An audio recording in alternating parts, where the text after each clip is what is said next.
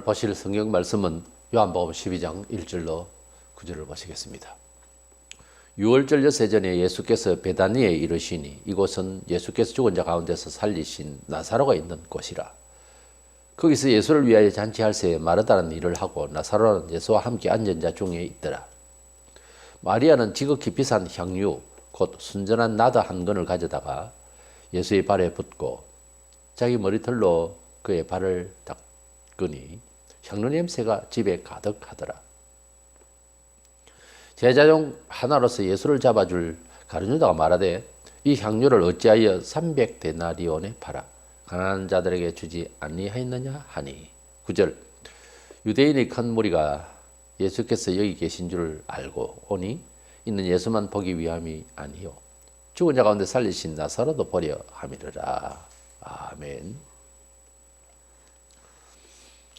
나사로가 사는 베다니에 있는 시몬의 집에 예수님이 초청을 받으셔서 그곳이 이제 잔치를 열게 되셨습니다. 이때 마리아가 주님께 헌신하는 모습이 보이고 또 가룟유다는 상대적으로 돈의 욕심을 가지고 있는 모습을 보게 됩니다. 이래서 마리아의 헌신과 유다의 돈 욕심이라는 주제로 말씀을 나누고자 합니다. 먼저 신앙이라고 하는 것은 잘된 신앙, 좋은 신앙이라고 하는 것은 주님을 감사하는 것으로서 신앙을 표현하게 되어 있어요. 자기가 신앙이 좋아지면 반드시 그렇게 감사하고 싶은 생각이 들게 되어 있습니다. 예수님께서 초청받으신 이 베다니 시몬은 나사로와 친근을 하다든지 이런 말은 없어요. 단지 나사로 가정도 초청을 받은 것 같습니다. 마태와 마가가 기록할 때는 이 본문 내용을 문둥이 시몬의 집이라 이렇게 말하고 있습니다. 2절에 보면 마르다는 역시 일을 하고 있었고 마르다가 보면 인상적으로 활동적이죠. 부엌에서 일을 많이 하고 하는 이런 스타일인데, 그리고 죽은 나사로는 예수 옆에 앉았더라. 그 앉아 있는 것만으로도 나사로는 주님을 위하고 있는 거예요. 내가 이렇게 주의 권능으로 살았다 이거죠. 이때 마리아는 주님 앞에 아주 특별한 행위가 나옵니다. 3절에 마리아는 지극히 비싼 향유 곧 순전한 나드 한 건을 가져다가 예수의 발에 붓고 자기 머리털로 그의 발을 닦으니 향유 냄새가 집에 가득하더라 그랬습니다. 이것은 일상적인 행위가 아니고 주님 앞에 순전한 나드 한 건을 발에 붓고 머리털로 씻는 이런 장면이 연출되고 있는데, 5절에 보면은 이 향유의 가치는 한 병이 300데나리온 정도 하는 걸로 되어 있습니다. 그러니까 한 데나리온은 마태 10장 2절에 보면은 노동자 하루 품삯입니다. 그러니까 300데나리온이라고 하면 1년 동안 안식을 빼고요. 1년 동안 일한 노동자의 대가로 생각하면 될 겁니다. 그러니 대단하죠. 큰 돈이 되는 가치 있는 그런 나들을 주님의 발에 붓고 자기 머리털로 닦아드리는 이런 태도를 보입니다. 여기에 아주 비싼 걸로 주님 앞에 헌신하게 되는 이 장면은 주님이 우리를 위하여서 십자가에서 돌아가실 것을 미리 이제 표징적으로 그렇게 헌신하게 되는 그런 행동으로 주님이 설명을 해 주셨어요. 우리가 그저 감사해서 하는 행동이지만 주님께서는 그의 마리아의 행위를 통해서 장사가 준비되는 이런 내용으로 말씀을 해 주셨는데, 이렇게 하나님 앞에 감사하고 주님 앞에 감사하는 이 여인의 이 감사는 순전한 나드 한 건이라고 했듯이 하나님 앞에 감사는 억지가 아니고 또 의무도 아니고 순수해야 됩니다. 순전하다고 했기 때문에. 그래서 하나님 앞에서 순전한 나다 한 근을 바쳐서 온 집안에 향이 가득했듯이 주님을 감사하는 우리의 신앙생활을 하는 것은 순수할 때 다른 사람들한테도 그 모습이 아름답게 향이 날 수 있는 겁니다.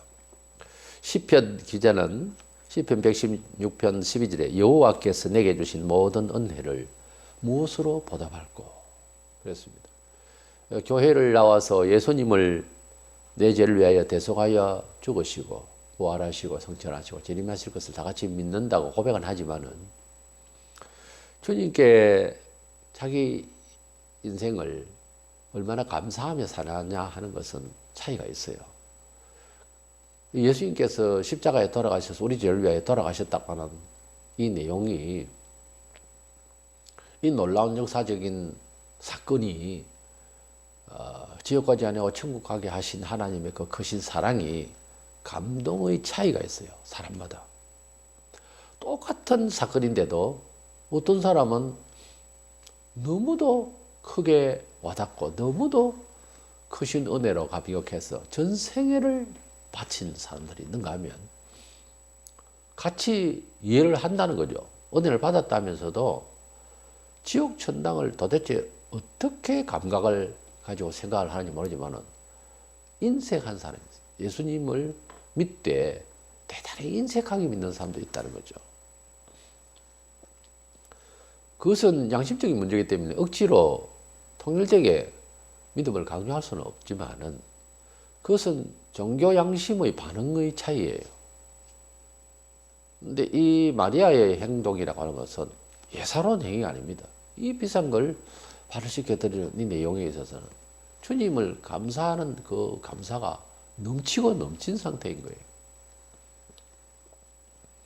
우리가 집안에 뭐 오라버니가 죽었다가 살아나고 하는 이런 상황까지 벌어지지 않아도 우리가 하나님의 나라의 백성이 되고 지옥명령 받아야 할 죄의 덩어리인 우리가 하나님의 자녀라고 하는 명분을 얻고 또 생활을 해보면 은혜를 받지도 못할 정도로 예수를 잘 못 믿으면 할 수 없고요.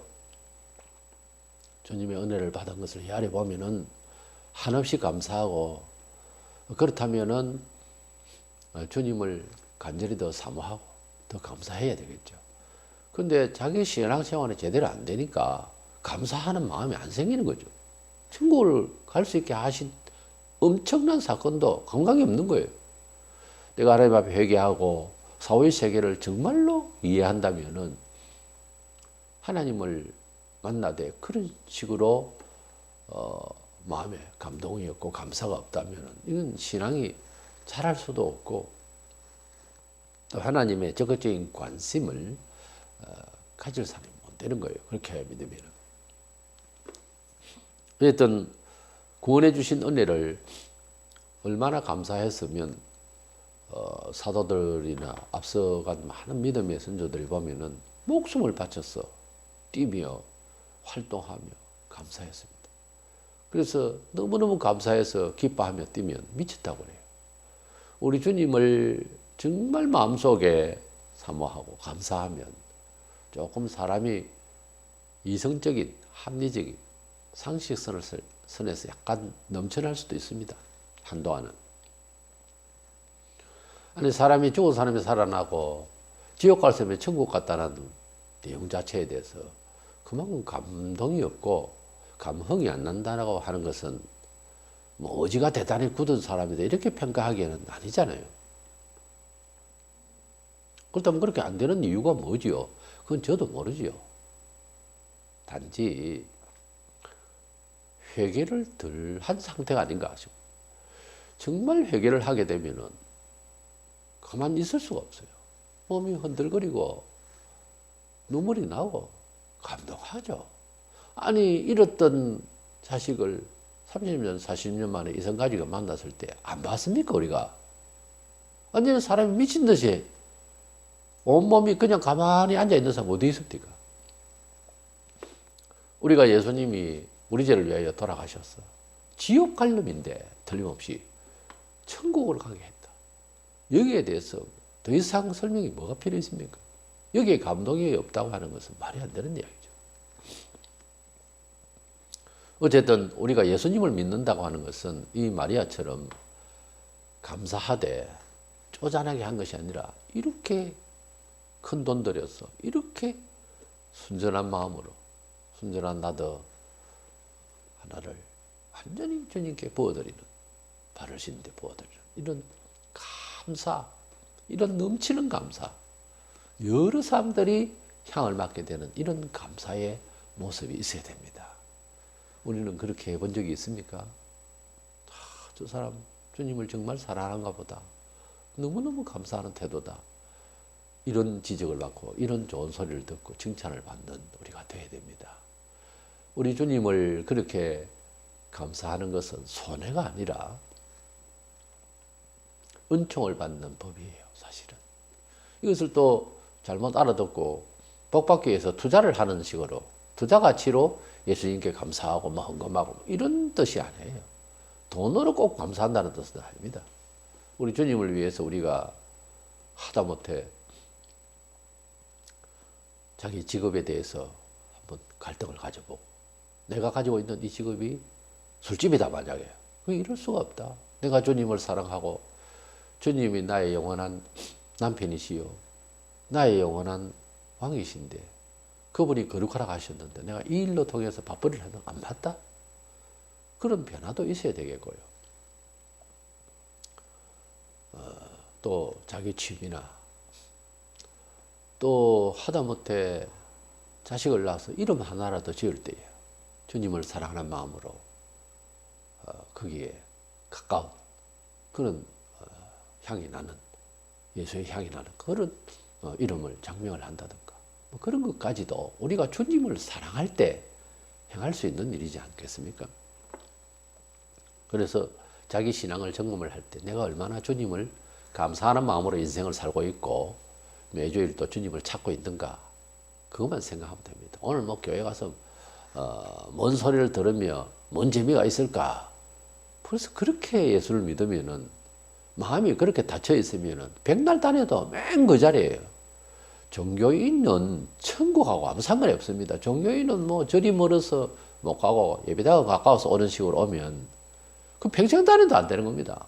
그렇게 믿어가지고서는 어느 날 잘 믿음이 오겠지. 물론 기대를 해요. 우리도 기대를 하는데, 글쎄요, 그렇게 닫혀있는 사람은 예수 옆에 있어서 사도가 되고 능력을 체험하고 같이 숨소리를 들으면서 같이 잠을 자고 식사를 하고 해도 가룟 유다는 안 믿어줬어요. 조심하라고 말이에요. 믿음이라고 하는 것은 저절로 어느 날 되겠거니 안 됩니다. 목사가 그대 하나만 가지고서 목회를 하는 거 아니잖아요. 당신만 딱 하니 주목해서 기억을 해주는 것도 아니거든요. 그런 식으로 예수를 믿으면은 제가 보기에는 기회가 없어요. 다녀도 가룟 유다 보세요. 사도지 않습니까? 사람이라는 만나 12입니다. 그 중에서 듣고 본 것이 있는데도 안 되는 거예요. 왜? 마음이 딴 데 있으니까. 그래서 두 번째, 유다의 돈 욕심이 나타나는데요. 마태는 마태 26장 8절에 보면은 제자들이 다 이 마리아가 주님께 헌신하고 있는 이 모습에서 가난한 사람에게 이걸 나눠주면 될 일을 뭐 발 씻는데 이걸 다 허비하냐 이런 말을 할 때에 다른 제자들도 모두 이런 비난을 했다라고 이제 기록이 되고 있는데요. 제가 볼 때는 좀 두둔한 그런 스타일이었고, 말은 선동을 할 때 유다가 했지 않았나 이렇게 보입니다. 상황 자체가. 성경을 한 군데 보면 안 돼요. 그래서 요한은 유다가 선동하고 있는 것을 은행을 주목하고 아마 대표로 기록을 한 것 같습니다. 유다는 정말 돈 욕심이 가득한 사람이었고 5절에서 아주 가난한 사람을 생각해서 이거 뭐 가난한 사람에게 나눠줄 큰 돈인데 이걸 허비하느냐 이럴 때 그 사람이 정말 가난한 사람을 생각했느냐는 거예요. 아닌 걸 알고 있습니다. 이 사람은 돈이 그저 욕심이 생겨서 공명심으로 그저 가난한 사람들이에요. 제가 아는 지인이 돌아다니면서 그릇도 팔고 한때 80년대는 돈을 좀 많이 벌였죠. 그런 장사하는 사람들이. 그래서 이렇게 많이 벌여서 앞으로 뭐 할 거냐, 목표가 뭐냐 제가 한번 물어봤어요. 그러니까 과언을 짓고 어른들을 이렇게 모아서 돕는 그런 일을 하고 싶다 그랬어요. 그때 내가 그 사람의 얼굴을 쳐다봤는데 말은 그렇게 하는데 얼굴에 전혀 그럴 사람이 아니었습니다. 사실은 그 사람 완전 사기꾼이에요. 지금은 가정이 해체되고 완전히 정말 존립해 나가기까지도 어려운 사람의 생활을 하고 있거든요. 원래 사기에 능하고 돈을 많이 좋아하는 사람은 꼭 뭐 남을 위하겠다는 소리를 억지를 해요. 이야기를. 다른 여자가 그저 공명심으로 이야기한 것 뿐이지 정말로 가난한 사람을 생각한 것도 아니에요. 유다는 본문 6절에 이렇게 말하면 가난한 자들을 생각함이 아니요 그는 도둑이라. 돈깨를 맞고 거기 넣은 것을 훔쳐 가미르라. 그랬습니다. 그가 말하자면 헌금함을 준비하는 재정집사인데 지금 말하자면 그 돈을 자기가 빼서 썼다는 거죠. 도둑이라고 그랬어요. 이 사람이 무슨 가난한 사람을 생각해서 그 말을 했겠습니까? 예수님께서는 7절에 마리아의 헌신적 태도는 자신이 대속적 죽으심을 준비하는 일로 이해를 시켜주셨고요. 8절에서 가난한 자는 항상 우리와 함께 있지 않느냐 하고 말씀하셨습니다. 그렇습니다. 뭐 가난한 사람이 어쩌고 하면서 유다가 말했지만 사실은 세상에 언제라도 가난한 사람은 우리와 함께 있다는 거죠. 그러나 주님은 지금 우리를 위하여서 역사적인 대속의 죽으심을 죽으실 그런 딱 한 분이에요. 그분에게 감사하는 마리아의 이 행동은 그렇지 않아도 가난한 사람은 많이 있단 말이지. 그러나 지금 나는 그런 입장이 아니지 않느냐 그런 뜻이죠. 신명기 15장 11절에 보면 땅에는 언제든지 가난한 자가 그치지 아니하겠으므로 그렇습니다. 아무리 우리가 물질을 같이 공유하고 뭐 천국형으로 뭐 살아보겠다고 시작은 그렇게 공산주의 사상이 본래는 그런 좋은 뜻이겠지만은 땅에서의 삶이라고 하는 것은 그렇게 안 돼요. 또 경험을 했고 역사에서 가난한 사람은 언제나 있는 것이고 통계적으로 빈부의 격차가 공산주의가 훨씬 더 심했고 또 심하고 있습니다. 안 되는 거예요 그게. 그래서 같이 나누면 약간의 종교성이 있는 거예요. 서로 기부하고 협력하고 하는 것은 있을 수 있는 거죠. 그러나 공산화를 한다. 그건 안 되는 겁니다. 사람의 심정이나 그렇게 안 되는 거예요. 20세기 말부터 신학계에서는 뭐가 활성화됐냐면 사람의 사정을 이해하고 하나님의 말씀을 적용을 하려고 그랬어요. 하나님의 말씀을 먼저 생각하고 사람에게 적용을 하려 하던 것을 사람의 사정이 이러하니 하나님의 말씀이 어떻게 들려야 하느냐 쪽으로 이해를 하려고 했다는 거죠. 소위 인본적인 연구를 한 거예요. 그러니까 우리 사람이 살아가고 있는 역사에 우리 문화생활에 하나님이 말씀하고 있는 이 본문이 타당성이 있느냐 가치가 있느냐 적용 가능하냐 이런 식으로 자꾸 생각을 한 거예요. 그렇지만 옛날에 지금이나 적용할 만한 내용이 몇 개 없어요. 그러니까 신앙이라고 하는 것은 하나님에 대한 학문, 인본학이라고 하는 것은 사람을 위한 걸 내용, 사상이에요. 그래서 신앙을 한다는 사람이 궁극적으로는 인본학을 해버리는 거예요. 성경을 놓고. 그러니까 한 책이 되어버리는 거예요.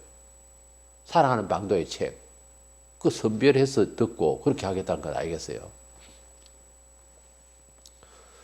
사람이 물질을 놓고 마리아가 하는 행동에 대해서 유다처럼 뭐 자기 쏘은 그것도 아니지만 이웃을 생각을 먼저 한다. 사람 생각을 먼저 하다 보니까 주님께 감사하는 마리아의 행동이 틀렸다는 거지 자기 생각에는. 우리가 하나님께 대한 충성심과 감사의 표현, 그래서 생활의 어떤 변화 이런 걸 보면 갑자기 예수님을 뜨겁게 감사함으로 자기 직업을 바꾸거나 또 건전한 쪽으로 뭘 생활을 확 바꿔버리면은 옆에 사람들이 미치다고 그래요. 근데 어떤 사람은 예수를 믿어도 불신자의 세계의 문화와 불신자를 만나는 것에 대해서 뭐 아무렇지도 않고 그 회사 생활 말고요. 그런 교제를 계속해 나가는 것은 오히려 하나님을 믿는 사람이 잘하는 거라고 이렇게 생각을 하는 것이 그게 인본주의적인 사고방식이거든. 유다가 이웃을 이해하고 예수를 이해하지 않는 거나 이웃 사람과의 관계가 더 중요하다고 생각을 하고 예수를 적당히 믿으려고 하는 거나 같은 선상이라 이 말이에요. 신학이 그랬다고요. 신학이 인간적인 생각을 자꾸 하다 보니까 예수를 놓치는 거예요. 그러다 보니까 이웃도 제대로 건지지도 못하고요. 사람은 무능하잖아요. 이웃을 완전히 건질 수 없잖아요. 하나님만이 건지실 수 있어요.